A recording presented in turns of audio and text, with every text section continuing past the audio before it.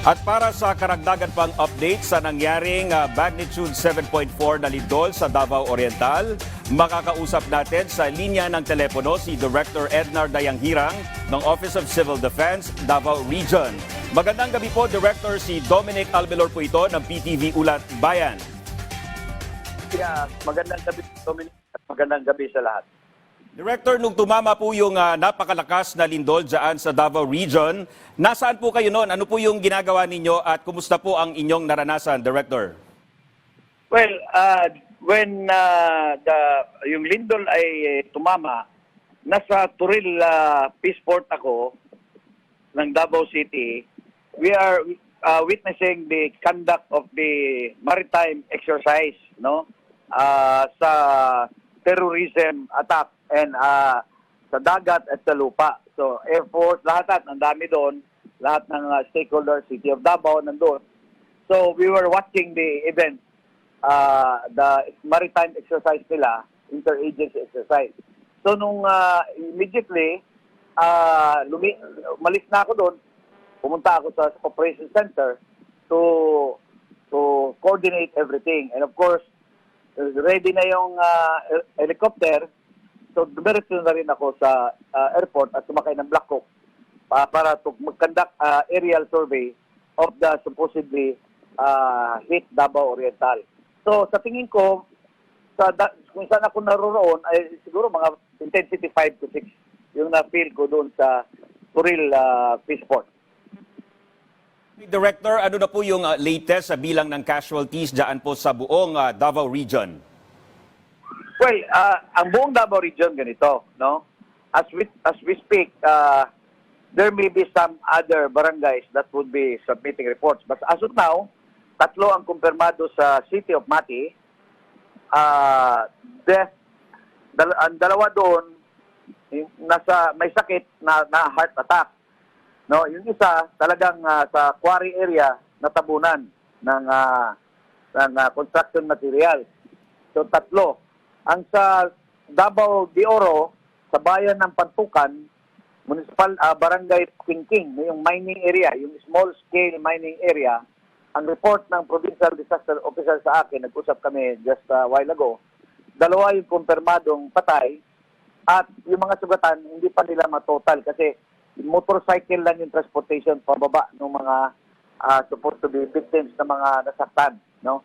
Pero accordingly, 2 ang patay. So, ibig sabihin, sa ngayon, 5 pa yung bilang ng patay ng earthquake na yan. Director, sa kasalukuyan po ba, ay may mga nagsistay na po ba sa mga evacuation center, Director? So far, sa report, meron namang nasa evacuation center, particularly ang bayan ng Tarragona, no?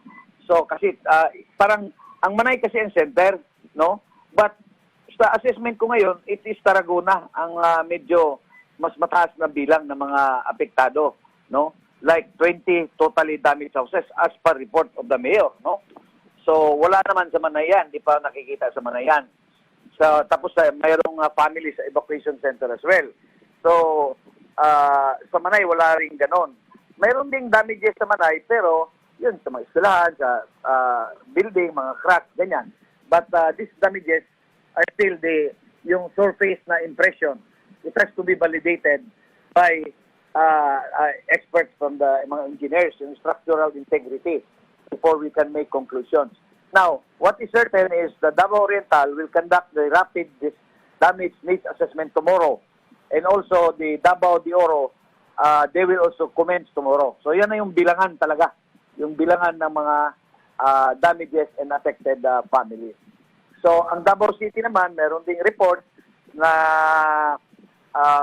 mga affected but hindi naman ganun kadami. So, in general, ang assessment ko, Dominic, the way it is, yung expectations natin na masyadong mataas kasi malakas na yung lindol, especially in the aftermath of Bogo, hindi ganoon, no? Hindi ganoon ang nangyari. So, we're just very thankful sa Diyos, no, to the Lord, na hindi ganun yung nangyari sa Davao Oriental and Davao Region as a whole. Okay, Director, kumusta naman po yung pagtugon ng iba't ibang local government units dyan bilang first responder po sa kanilang nasasakupan, Director? In the first place, I'm very thankful to the Philippine Air Force. No, immediately we were made available agad sa atin yung Black Hawk helicopter through the commander of the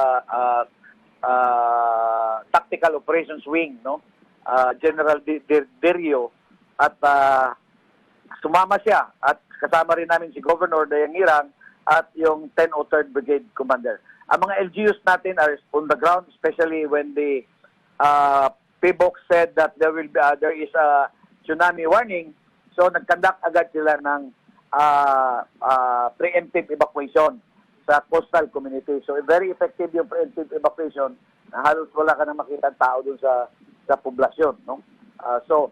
Very effective, and still they are doing the rounds of inspection, collating all the data until ngayong gabi. In fact, ngayong gabi, ongoing pang meeting ni Governor doon sa City of Mati together with the Provincial Disaster Council niya. Director, ano-ano po ba yung mga pangunahing pangangailangan ng mga nasalanta na kailangang tulong po mula sa ating national government, Director? Well, sa assessment ko, the local government, the municipal and provincial government, very adequate naman sila sa pagtutulong. Especially kung sa regional level, yung ating DSWD is there, yung regional council natin, pati ako. So, OCD will be there to augment whatever is yung mga deficiencies. But so far, wala pa namang request, no? Wala pang request. Sa nakikita ko, it will be the houses na na-damage ang kailangan. So, it will be the responsibility now of DSOD, NHA DSOD, to provide for, meron man yung financial assistance silang binibigay na 30,000 sa mga totally damaged. So, yan ang coordinate natin as we progress to early recovery stage. But for now, Ardana pa tomorrow ang ating LGU. Director, panghuli na lang po, mensahe na lang at paalala po sa ating mga kababayan dyan sa Davao Region na nakaranas ng malakas na lindol, Director. Number one, well, I have to say that since multiple provinces ang involved, no? The Oro, Davao del Norte, ang Del Norte will submit their trip tonight, then Davao Oriental and City of Davao.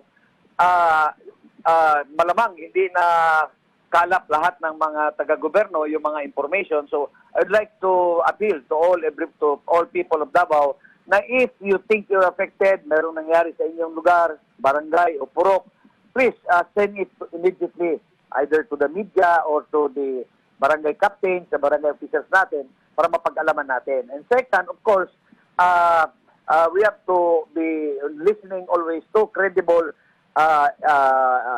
stations, no? Kasi I'm very unfortunate na there were about 2 or 3 stations na monitor namin. Ang pinapalabas na picture was yung 2019 earthquake pa. So, parang bakit gano'n naman? Wala na bang ibang picture? So anyway, nakausap naman namin at tinanggal na nila yung mga picture na yun. Let us just portray the real picture of what's on the ground. So in summary, I would say that we're very thankful na ganito lang yung damage, not as we expected it to be. But still, local government and national government will continue to be helping each other. Alright, maraming salamat, Director Ednar Dayanghirang ng Office of Civil Defense, Davao Region. Magandang gabi po, sir, at ingat po kayo dyan.